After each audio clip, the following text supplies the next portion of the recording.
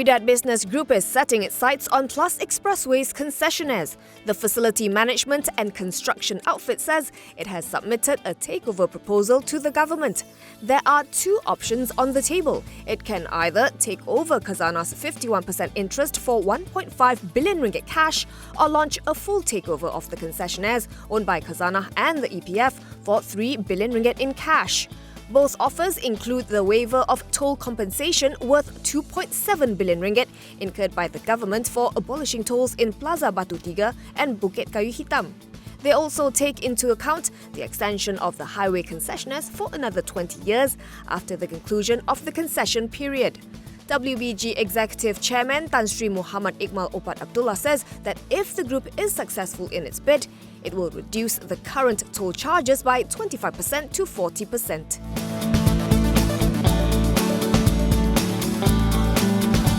Prime Minister Tun Dr Mahathir Mohamad says some retrenched employees of Utusan Melayu Malaysia could be rehired by a new media group he dubbed as the New Utusan. Mahathir told the press today that as far as the workers are concerned, the company that's taken over Utusan's printing permit will be taking some of them in.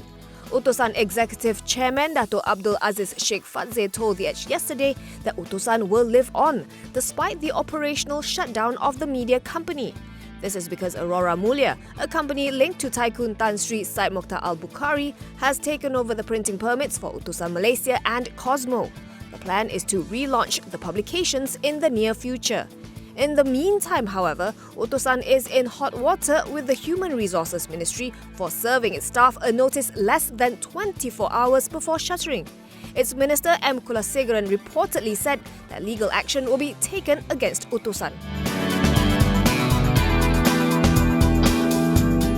Economic Affairs Minister Dato' Sri Muhammad Azmin Ali says Khazana National divested tens of assets during Dato' Sri Najib Razak's tenure as Prime Minister amid criticism over the fund's strategy to prune stakes in non-strategic assets. Azmin Ali told Dewan Rakyat that the fund hived off a total of 84 assets between 2009 when Najib took over the reins of the country and 2018 when he was ousted as PM. This shows that disposal of assets is nothing new for Khazana. Azmin also gave his assurance that any proceeds from the disposal of Khazana's assets will never be used to pay government debts. He explained that the only payments Putrajaya receives from Khazana are in the form of annual dividend and taxes, and that divestment proceeds usually go towards undertaking new investments as well as paying its debts.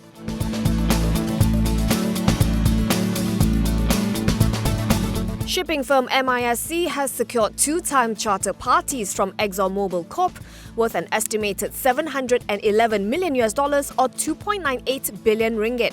MISC says its vessel-owning entities, namely Polaris LNG-1 and Polaris LNG-2, had signed the contracts with ExxonMobil's unit Sea River Maritime. The vessels will be chartered by Sea River for 15 years for operations in international waters starting the first quarter of 2023. They will be constructed by South Korea's Samsung Heavy Industries.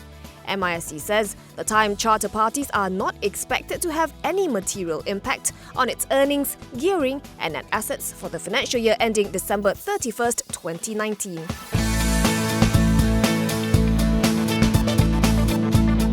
Merge Energy's shareholders have given their nod for its proposed diversification into the property sector.